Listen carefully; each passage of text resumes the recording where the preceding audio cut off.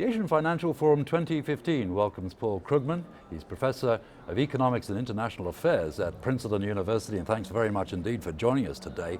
Looking at the sort of general international economic picture that we see, are you sort of worried, if you like, about an international deflationary cycle coming into play? Is that really what we should be worried about? Very much so. I have this feeling it's this kind of almost vortex of deflation that is sucking down a very large part of the world. And you see it from China to Europe. You see, not yet in the United States, but you wouldn't want to be too confident that we're immune. So yeah, it's quite something. It's the 1970s upside down, if you like.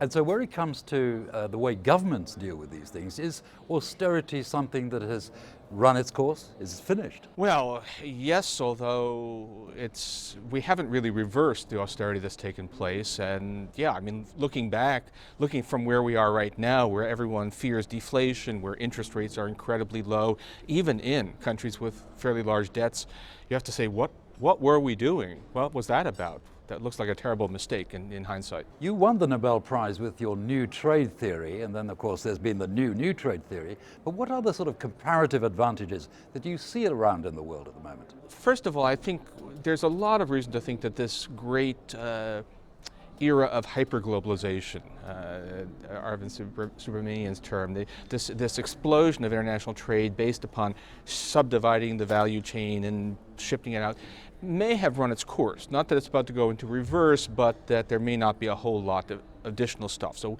maybe we shouldn't be expecting trade to grow all that fast looking forward.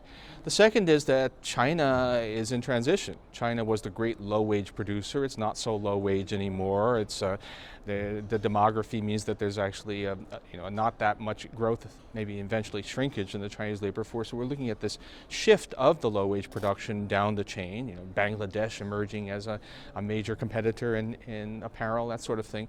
So it's a shifting center of gravity, with, however, the growth of Asia, meaning that the centrality of Western and especially U.S. markets is diminishing. So where it comes to China, are you reasonably satisfied with the way in which the Chinese economy is being rebalanced and look towards far more consumerism than investment and so forth? No, I mean China is a very scary prospect. I mean, to put it a little bit simplistically, but I think not too wrong, China is a 50% of GDP investment economy, 30% consumption. That was sustainable for a while as long as you could have very rapid growth, but they can't. They're running out of peasants, basically. They can't grow at that pace anymore. And that means they need to reverse those numbers. It's got to be more like a 30% investment, 50% consumption. Are they making rapid progress towards that? No, they're not.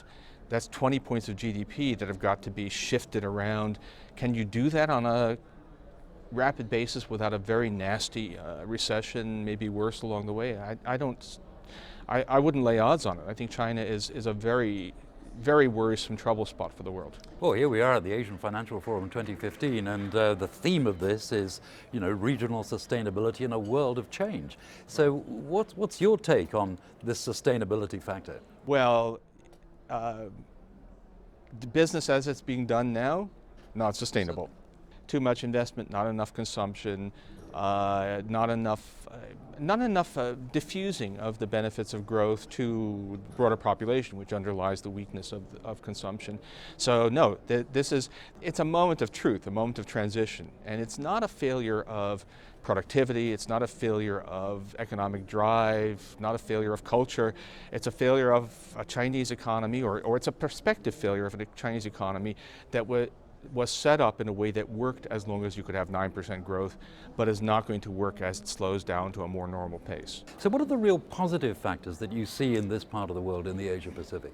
Is this really the place that is going to grow compared to the rest of the world? Oh, well, yes, although we probably want to talk about India, which is also has enormous potential and is realizing some of it. But in the end, getting through these difficulties, which are huge, but get past it, you still have an enormous population where you have a demonstrated ability to close in on the technological frontier, a demonstrated ability to do catch up, a demonstrated record of powerful entrepreneurial culture. So all of those reasons do suggest, in the end, that there are 4 times as many Chinese as there are Americans. People are pretty much the same. So in the end, this does become probably the heartland of the world economy.